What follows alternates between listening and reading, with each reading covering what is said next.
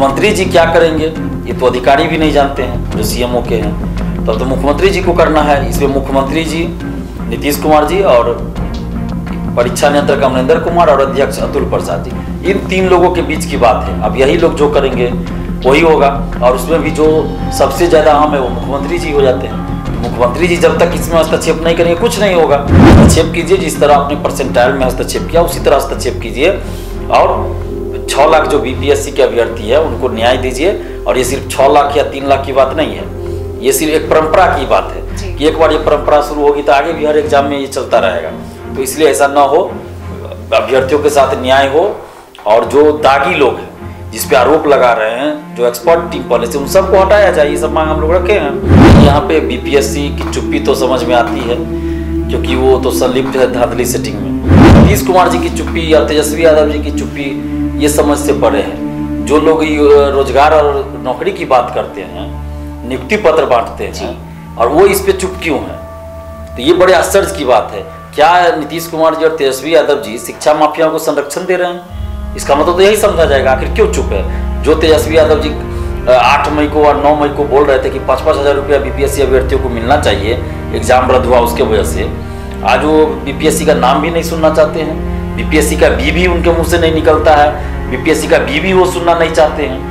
नमस्कार, आप देख रहे हैं NBC 24 और मैं हूं आरती बाला आपके साथ। बीपीएससी मामले को लेकर जहां एक तरफ सरकार लगातार चुप्पी साधे हुए है तो वहीं छात्र लगातार आंदोलन पर उतर आए हैं। आपको बता दें कि उनकी मांगे आज तक सरकार ने पूरी नहीं की है, जिसको लेकर ये आंदोलन अभी भी यूं ही अनवरत जारी है। वहीं आपको बता दें कि बीते 7 दिसंबर को ये बड़े पैमाने पर आंदोलन देखने को मिला था, जिसमें छात्र नेता दिलीप ने पुरजोर कोशिश की। बावजूद इसके क्या कुछ हुआ, ये सारी बातें हम उनसे जानेंगे। लेकिन आपको बता दें कि इस मामले पर अभी फिलहाल कुछ भी कहना मुश्किल है। वही आपको बता दें कि आज हमारे स्टूडियो में छात्र नेता दिलीप जो है वो मौजूद हैं। तो चलिए बात करते हैं कि 7 दिसंबर को जिस तरह से आंदोलन किए गए उस पर सीएमओ का इनके पास फोन आया, और उस फोन आने के बाद क्या कुछ हुआ आप बताएं हमारे स्टूडियो में, किस तरह से चीजें हुई और 7 दिसंबर को जिस तरह से बड़े पैमाने पर आंदोलन किए गए क्या कुछ हुआ और क्या देखने को लगा। 7 दिसंबर को आंदोलन के बाद, आंदोलन के समय सीएमओ ऑफिस हम लोग गए थे, वहाँ अधिकारी से मुलाकात हुई। फिर रात को मेरे पास फ़ोन आया और हमसे ये जानकारी मांगी गई कि आपकी क्या मांग है, कितने प्रश्न का उत्तर आपको लगता है गलत है, उसका क्या सोर्स है, और सीबीआई जांच की मांग क्यों चाहते हैं, पेपर लीक ये सब का, और अमरिंदर कुमार को क्यों हटाना चाहते हैं। मतलब सारी बातों का डिटेल से हमसे मांगा गया। हमने सारी चीज़ें उनको बता दिया, जो मीडिया में बोलते आए हैं, सार्वजनिक रूप से बोलते आए हैं, वही चीज़ मैंने उनको भी वहाँ बताया फ़ोन पे। उसके बाद कल भी दोपहर में फ़ोन आया था, तो उन लोगों का कहना था, जो अधिकारी हैं सीएमओ के, उनका कहना था कि हम लोगों ने मुख्यमंत्री जी तक बात तो पहुंचा दिया है। और उस दिन भी हम लोग जब गए थे उसी समय जो लिखित में था उसको पहुंचा दिया गया। उसके बाद वहाँ से कुछ काउंटर सवाल किया गया, उसके बाद ये लोग हमसे फ़ोन से फिर बात किए थे। लेकिन अब मुख्यमंत्री जी क्या करेंगे ये तो अधिकारी भी नहीं जानते हैं जो सीएमओ के हैं। तो मुख्यमंत्री जी को करना है। इसमें मुख्यमंत्री जी नीतीश कुमार जी और परीक्षा नियंत्रक अमरिंदर कुमार और अध्यक्ष अतुल प्रसाद जी, इन 3 लोगों के बीच की बात है। अब यही लोग जो करेंगे वही होगा। और उसमें भी जो सबसे ज़्यादा अहम है वो मुख्यमंत्री जी हो जाते हैं। तो मुख्यमंत्री जी जब तक इसमें हस्तक्षेप नहीं करेंगे कुछ नहीं होगा। तो हम लोग तो मुख्यमंत्री जी से बार बार ये अपील कर रहे हैं कि आप इसमें हस्तक्षेप कीजिए, जिस तरह आपने परसेंटाइल में हस्तक्षेप किया उसी तरह हस्तक्षेप कीजिए। और 6 लाख जो बीपीएससी के अभ्यर्थी है उनको न्याय दीजिए। और ये सिर्फ 6 लाख या 3 लाख की बात नहीं है, ये सिर्फ एक परंपरा की बात है कि एक बार ये परंपरा शुरू होगी तो आगे भी हर एग्जाम में ये चलता रहेगा। तो इसलिए ऐसा ना हो, अभ्यर्थियों के साथ न्याय हो। और जो दागी लोग हैं जिस पे आरोप लगा रहे हैं, जो एक्सपर्ट टीम पॉलिसी, उन सबको हटाया जाए। ये सब मांग हम लोग रखे हैं। जी दिलीप, मैं आपसे जानना चाहूंगी कि जिस तरह से बड़े पैमाने पर आंदोलन किए गए, आप उस दौरान भावुक भी नजर आए, आपने हर मुमकिन कोशिश की कि अपनी आवाज को बुलंद की जाए और सरकार तक, जो सरकार मतलब नहीं सुन रही है, उन आवाजों को उस दिन पहुंचाई जाए। ऐसे में आप काफी भावुक भी नजर आए। तो अब बीपीएससी और सीएम नीतीश कुमार की इस पे कितनी पहल हुई है, क्या कुछ मतलब निकल के सामने आया है, उसके बारे में कुछ बताइए। क्योंकि जिस तरह से आंदोलन थे उस पर अब तक तो बीपीएससी और सीएम नीतीश कुमार की तरफ से कोई प्रतिक्रिया आनी चाहिए थी, लेकिन उस पे क्या हुआ? देखिए, यहाँ पे बीपीएससी की चुप्पी तो समझ में आती है क्योंकि वो तो संलिप्त है धांधली सेटिंग में। तो बीपीएससी की चुप्पी समझ में आती है, लेकिन नीतीश कुमार जी की चुप्पी या तेजस्वी यादव जी की चुप्पी ये समझ से परे है। जो लोग रोजगार और नौकरी की बात करते हैं, नियुक्ति पत्र बांटते हैं, और वो इस पे चुप क्यों हैं? तो ये बड़े आश्चर्य की बात है। क्या नीतीश कुमार जी और तेजस्वी यादव जी शिक्षा माफियाओं को संरक्षण दे रहे हैं? इसका मतलब तो यही समझा जाएगा। आखिर क्यों चुप है? जो तेजस्वी यादव जी 8 मई को और 9 मई को बोल रहे थे कि 5-5 हज़ार रुपया बीपीएससी अभ्यर्थियों को मिलना चाहिए, एग्जाम रद्द हुआ उसके वजह से, आज वो बीपीएससी का नाम भी नहीं सुनना चाहते हैं। बीपीएससी का बी भी उनके मुंह से नहीं निकलता है, बीपीएससी का बी भी वो सुनना नहीं चाहते हैं। तो आखिर क्यों ऐसा? कहीं ऐसा तो नहीं कि ये जो शिक्षा माफिया लोग हैं और जो अमरिंदर कुमार है, जो 7 साल से जब उनको हटाने की मांग हम लोग कर रहे हैं, तो इन लोगों को संरक्षण तो नहीं देने लगे। अब पहले कोई और संरक्षण देता था, आरसीपी सिंह संरक्षण देते थे, आरसीपी सिंह के आदमी अमरिंदर कुमार, हो सकता है यही लोग संरक्षण देने लगे। अब इन लोगों के लिए लोग आरसीपी टैक्स वसूलने लगे हो, ये अमरिंदर कुमार और इनके जैसे लोग। तो ये तो चुप्पी बहुत, ये इनकी चुप्पी, दोनों की चुप्पी, नीतीश कुमार और तेजस्वी यादव की चुप्पी जो है बिहार के युवाओं के लिए समझिए एक तरह से स्वीट पॉइजन है, जहरीला, जो मीठा जहर है, मीठा जहर। इस तरह से ये चुप्पी साध लिए हैं, तो इनका खामियाजा भुगतना पड़ेगा इन लोगों को। और सिर्फ इन लोगों को ही नहीं, सारे राजनीतिक पार्टी, चाहे सत्ता पक्ष के हो या विपक्ष को, हम लोग देख रहे हैं ना कि कोई भी पार्टी या कोई भी नेता, चाहे सत्ता पक्ष के हो या विपक्ष के हो, कोई भी स्टूडेंट के मुद्दे पे साथ नहीं देते हैं, बस बयानवीर बन जाते हैं। जब विपक्ष में रहेंगे तो कुछ से कुछ बोल देंगे, सिर्फ वो भी सड़क पे उतर के कभी आंदोलन नहीं करेंगे, सिर्फ बयानवीर बनेंगे, बयान दे देंगे हो गया। तो हम लोग को समझ चुके हैं। और बीपीएससी अभ्यर्थियों के साथ अगर न्याय नहीं हुआ तो मुख्यमंत्री नीतीश कुमार जी, उप मुख्यमंत्री तेजस्वी यादव जी, विपक्ष के नेताओं, सभी पार्टियों का हम लोग पुरजोर विरोध करेंगे। और हम जितने भी छात्र छात्राएं हैं, बिहार के युवा हैं, इन सब का बहिष्कार करेंगे, सारे राजनीतिक पार्टियों का बहिष्कार करेंगे। और इन लोगों से हम लोग को कोई लेना देना रहेगा।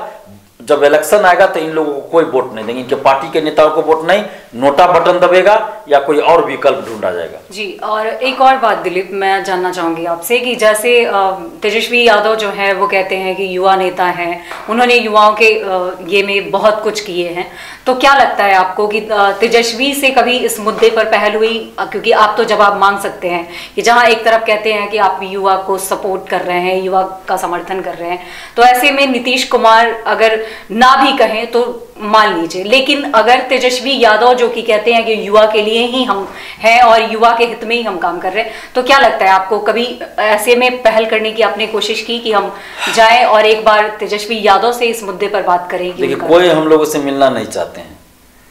जब विपक्ष में थे तो मिलना चाहते थे सब, लेकिन जब सत्ता में आ गए तो मिलना ही नहीं चाहते, फोन तक रिसीव नहीं करते, तो मिलने की तो बात छोड़ दीजिए। तो जब विपक्ष में रहेंगे तो इन लोग बयानवीर बनेंगे कि युवाओं के लिए हम ये कर देंगे, वो कर देंगे। जब सत्ता में आ गए तो चूंकि परसेंटाइल पे भी तेजस्वी जी चुप थे, परसेंटाइल मुद्दे पे तेजस्वी जी चुप थे। हम लोग मिलने का बहुत प्रयास किया, मुख्यमंत्री आवास भी गए थे और उप मुख्यमंत्री आवास, तेजस्वी यादव जी के आवास पे भी बहुत सारे अभ्यर्थी गए थे। जिस समय हमें अरेस्ट करके रखा गया था थाना में, उसमें सैकड़ों अभ्यर्थी गए थे तेजस्वी यादव जी के आवास पे, लेकिन एक बार न तो मिले, ना ही कोई ट्वीट किए, न कुछ भी। और अभी भी चुप ही साधे हुए हैं, अभी तो मिलना भी नहीं चाहते। हम लोग तो बहुत प्रयास करते हैं कि कोई भी मिले, तेजस्वी यादव जी मिले, नीतीश कुमार जी मिले, हम लोग की समस्या का समाधान करके कम से कम सुने तो पहले, लेकिन मिलना ही नहीं चाहते हैं ये लोग। तो इसका मतलब यही है कि इन लोगों को युवाओं की समस्या से कोई मतलब ही नहीं है। बस जब चुनाव आएगा तो बोल देंगे कि हम युवा के लिए ये करेंगे, वो करेंगे, करना कुछ नहीं है। अभी तक तो एक भी वादा पूरा नहीं हुआ है किसी का, चाहे वो बीजेपी वाले रहे हो, 19 लाख रोजगार का वादा किए, उन्होंने भी कुछ नहीं किया। सुशील मोदी जी ने तो कहा था कि फ्री में स्कूटी देंगे लड़कियों को, क्या हुआ? इतना साल से तो सरकार में आज तक तो किसी को स्कूटी नहीं दी है सुशील मोदी जी जब सत्ता में थे। तो सब तो झूठे ही वादा करते हैं, युवाओं को सिर्फ भरमाते हैं, दिग्भ्रमित करते हैं। तेजस्वी यादव जी ने वादा किया था कि पहली ही कैबिनेट की बैठक में पहली ही कलम से 10 लाख नौकरी देंगे, सरकारी नौकरी। अभी तक कितना बार कैबिनेट का मीटिंग हो चुका है? क्या अभी तक उनको मतलब साइन नहीं हुआ किया हुआ 10 लाख नौकरी पे? और हर सप्ताह बोला जाता है कि अगले महीने वैकेंसी आई, और ऐसा करते करते अगस्त, सितंबर, अक्टूबर, नवंबर, ये 4 महीना तो बीत चुका है, मैं देख रहा हूँ। क्योंकि ऐसे में अभ्यर्थियों के भविष्य का सवाल है, क्योंकि कहीं ना कहीं 1 साल गुजरने को है। तो क्या कुछ उम्मीदें हैं, क्योंकि 7 तारीख के जो आंदोलन थे उसको लेकर आप लोगों के जहन में बहुत सारी उम्मीदें थी, लेकिन अब जब इस पे पहल नहीं हो रहे हैं तो आगे दिलीप क्या करना चाहेंगे? आगे उनकी क्या स्ट्रैटेजी, क्या रणनीतियां हैं कि अगर सरकार ने ये आवाज नहीं सुनी है तो अब किस तरह से एक बार फिर तैयारियां होंगी, वो हमारे तक। देखिए, हम लोग लड़ रहे हैं, जिस रास्ते पे चल रहे हैं वो रास्ता कठिन है, फिर भी हम लोग चल रहे हैं, क्योंकि हमारे पास न किसी पार्टी का समर्थन है, न कोई आर्थिक सहयोग है किसी का, कुछ नहीं है। बस हम लोग समझे कि अपने हिम्मत से चल रहे हैं, सच्चाई के रास्ते पे चल रहे हैं, और कहीं से कोई सपोर्ट हम लोग को नहीं है, चाहे वो कोई राजनीतिक पार्टी हो या कोई भी, मन आर्थिक सहयोग या किसी तरह का नहीं। हम लोग जहाँ भी जाना होता है पैदल जाते हैं, ऑटो से जाते हैं, जहाँ ऑटो सुविधा है ऑटो से, नहीं तो पैदल जाना पड़ता है। तो आगे हमारा संघर्ष ये जारी रहेगा, और जितने भी अभ्यर्थी हैं, छात्र छात्राएं हैं, उनसे भी हम कहेंगे कि जब आंदोलन होता है तो आप लोग साथ दीजिए। 6 लाख अभ्यर्थी फॉर्म भरे थे, 3 लाख कुछ हजार अपीयर हुए बीपीएससी में, पीटी में, लेकिन जब आंदोलन होता है तो कितने अभ्यर्थी आते हैं? 3000 भी नहीं आए थे, जो सच्चाई है। मैं झूठ नहीं बोल दूंगा कि 30,000 आए थे या 3,000 आए थे, ये सच्चाई है, 3,000 भी स्टूडेंट नहीं आए थे। तो ये हमारी कमजोरी है, तो इस चीज़ को हमको दूर करना है। और एक समझिए कि उपलब्धि भी है कि पहले से ज़्यादा लोग एकजुट हुए हैं, छात्र एकजुट हुए हैं। ये हमारी उपलब्धि भी है कि पहले से ज़्यादा एकजुटता हमारी बढ़ी है और पहले से ज़्यादा हमारा आंदोलन मजबूत हुआ है। लेकिन ये कमजोरी है कि 3 लाख स्टूडेंट्स में से अगर 3,000 भी नहीं आते हैं तो ये हमारी कमजोरी है। इस कमजोरी को हम एक्सेप्ट करते हैं और आगे हम इस कमजोरी को दूर करेंगे। अभी हम अपना इलाज कराने जा रहे हैं, जैसे ही हम फ्री होते हैं तो हम इस कमजोरी को दूर करेंगे कि हर जिला में हम टीम बनाएंगे और एक संगठन की तरह काम करेगा। हमारा छात्र संगठन बनाएंगे, हर जिला में हमारा संगठन होगा, हर जिला में हमारी टीम होगी, और जब कभी छात्रों के साथ गलत होगा तो हर जिला में वो छात्र आंदोलन करेंगे। सिर्फ पटना में आंदोलन नहीं होगा, हर जिला में आंदोलन होगा, एक साथ आंदोलन होगा, और उसके बाद कोई भी सरकार होगी तो मजबूर हो जाएगी जो सही मांग होगी उसको मानने के लिए। अभी क्या होता है, पटना में आंदोलन करते हैं, दूर दराज के जिले से लोग नहीं आ पाते हैं, पटना से भी सभी लोग नहीं आते, पटना में ही 1.5-2 लाख स्टूडेंट्स है। अगर एक साथ सड़क पर उतर जाएंगे तो सरकार को बात माननी पड़ेगी।